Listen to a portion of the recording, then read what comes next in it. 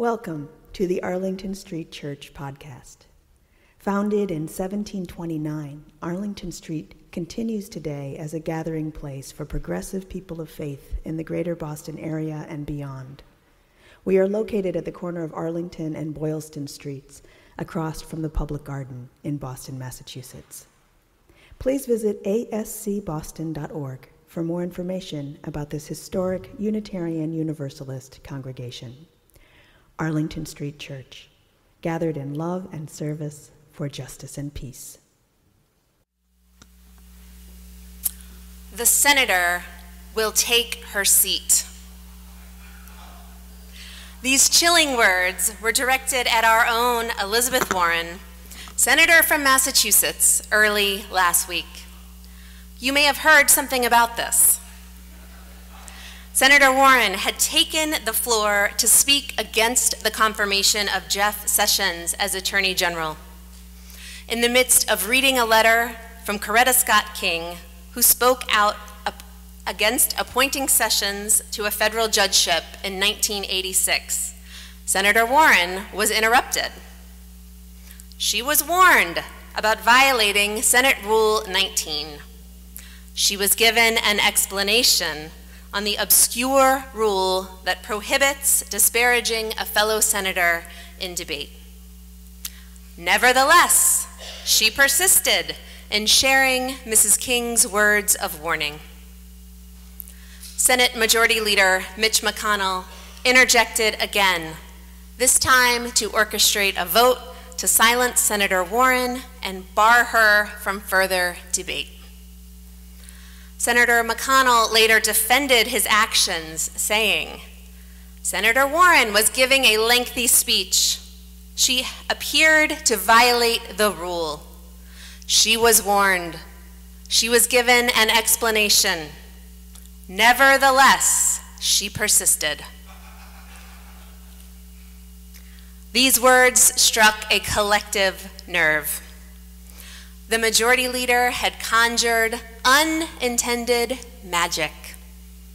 A rallying cry was born in an instant. Would you like to say this with me? She was warned. She was given an explanation. Nevertheless, she persisted. Women are furious, watching the unchecked patriarchy trying to trample yet another of our national leaders. And it isn't just women who feel the sting of these words in a way that is both personal and familiar. Black people, all people of color, people who are LGBTQ, people with disabilities, Muslims, immigrants, refugees. McConnell's dismissive words galvanized people across marginalized communities around the shared experience of being silenced and finding a way to persist. Nevertheless, she persisted evokes the quiet resilience in so many of us who choose daily to keep pushing forward despite the obstacles. Nevertheless, she persisted, celebrates the conviction to keep working and keep fighting because persistence is the only path to progress. Social media exploded with reclaiming #ShePersisted as a badge of honor. Issued as a chastisement, these words were met with a spirit of, you better believe it. A cottage industry sprung up overnight, offering thousands of nevertheless, she persisted, t-shirts, bracelets, tote bags, mugs, buttons, hats, and cross-stitch patterns.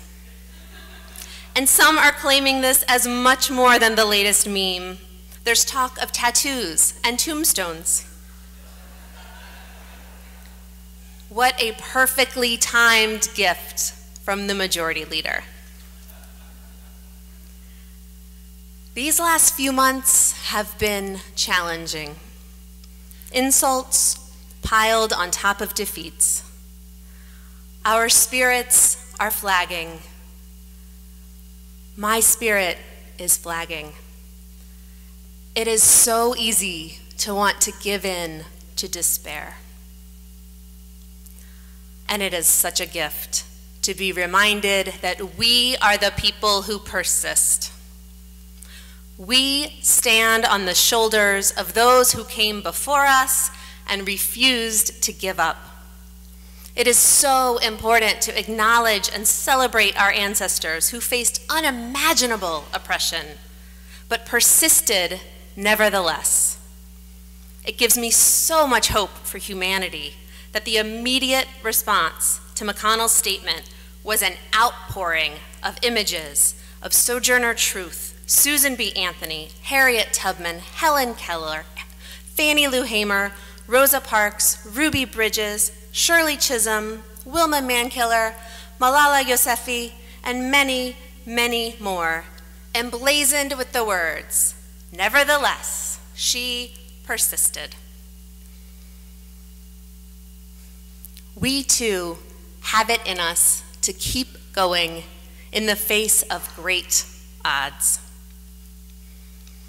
If I were a more avid user of Twitter, I would have posted a picture of my friend and colleague, Hillary Goodridge, hashtag, "Nevertheless, she persisted."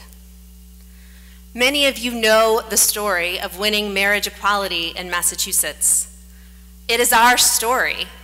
Arlington Street Church was at the center of that historic struggle. I'm going to share it again this morning as Hillary remembers it. In her 20s, Hillary resented being a bridesmaid in wedding after wedding for couples who met long after she and her girlfriend Julie got together. Nevertheless, she persisted, making it her silent protest to catch the bouquet at every one of those weddings. People thought this was hysterical. The lesbian getting married next. Hillary and Julie had been together for 8 years when their daughter Annie was born. There were complications with the delivery, and their fragile newborn ended up stranded in the neonatal intensive care unit at the Brigham without either of her parents. Julie was recovering in post-op, and Hillary was standing outside the door pleading to be with her baby. When she finally got back to Julie's room, she was turned away there too. The explanation? Immediate family only. Nevertheless, she persisted, coming back at the shift change, introducing herself as Julie's sister, and breezing right in. A few years later, Hillary found herself listening to the Beatles with Annie and talking about love. As 4-year-old girls do, Annie was rattling off the names of all the people she knew who loved each other. But only straight couples made her list. Incredulous, Hillary asked, "What about Ma and Mommy?" If you loved each other, you'd be married. That did it. 14 years into their relationship, Hillary and Julie showed up at Boston City Hall and asked to apply for a marriage license. "Where are the grooms?" asked the clerk. "No grooms, just brides." They were given an explanation. "That's not allowed. There have to be grooms." The same conversation was had with the supervisor and finally the director of vital records. They were warned. It's just not allowed. That's the law. Lawyers from GLAAD were in the process of building a lawsuit against the state. Hillary and Julie signed on as lead plaintiffs.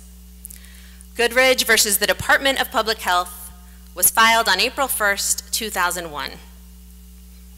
A year into the proceedings, the judge issued his ruling in favor of the state.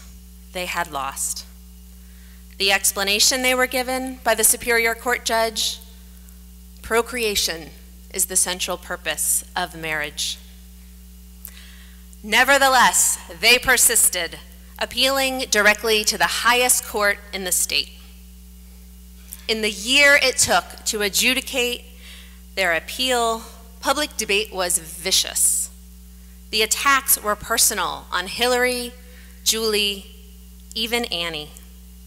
Flyers were circulated with pictures and creepy insinuations about their sex life. The hate mail and the ugly calls got really scary. Hillary's parents were not thrilled with the fanfare. The answering machine messages were epic. Hello, darling, it's the mother. I see today that you've managed to tick off the Pope and the President. Give me a call when you get a moment. Nevertheless, they persisted. On November 18th, 2003, the Massachusetts Supreme Judicial Court ruled in their favor.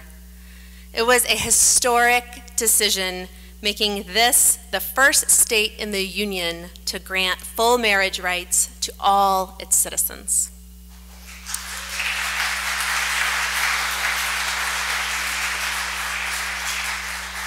In the first 6 months, more than 6,000 gay and lesbian couples in Massachusetts got married.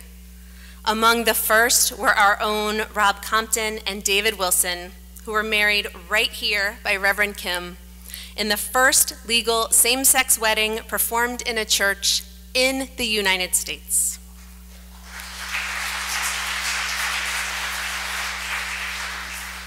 As for Hillary and Julie, they were married at the Unitarian Universalist Association headquarters in what was dubbed the wedding that changed America.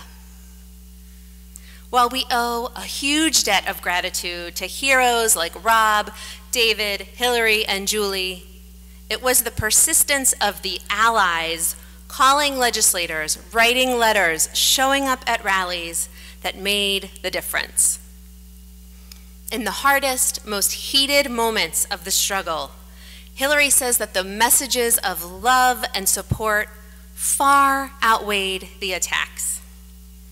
And allies turned up in the unlikeliest of places. One freezing afternoon, she was crossing the street in JP when a red pickup truck screeched to a halt right in front of her. The driver yelled, "Hey, Goodridge." She looked up reluctantly, thinking, I really do not need this right now. He met her eyes and said, "Keep your chin up. You're doing great." Meanwhile, back at last week's confirmation hearing, Senator Warren, dignified and gracious, stood outside the Senate chamber, reading the words of Coretta Scott King. And allies showed up for her in amazing ways. After she was barred from speaking, Bernie Sanders took to the Senate floor to demand an apology for Warren and to read Mrs. King's letter in its entirety. 3 more of her white male colleagues also used their privilege to invoke Coretta Scott King's words in tribute to Warren. The Senate leadership was mum on Rule 19 as the 4 men spoke. And when Senator McConnell arrived back in Kentucky on Friday night, 400 allies were gathered outside his house with megaphones and copies of Coretta Scott King's letter.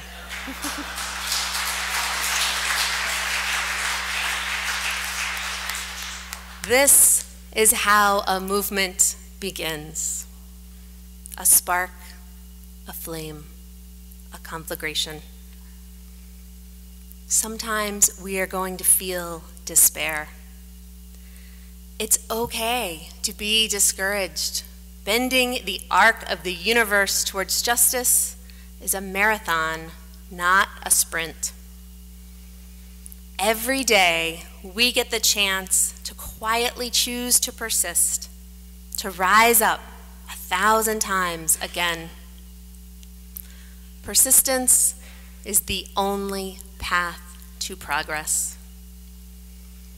In the words of W.E.B. Du Bois, the prayer of our souls is a petition for persistence, not the one good deed or single thought, but deed upon deed and thought on thought, until day calling unto day shall make a life worth living. And we are here to uplift one another along the way and remind each other that we are not alone. She was warned. She was given an explanation. Nevertheless, she persisted. Sojourner Truth, Susan B. Anthony, Harriet Tubman, Helen Keller, Fannie Lou Hamer, Rosa Parks, Ruby Bridges, Shirley Chisholm, Wilma Mankiller, Malala Yousafzai, Hillary Goodridge, and each of us. Chin up, my loves. You are doing great. Amen.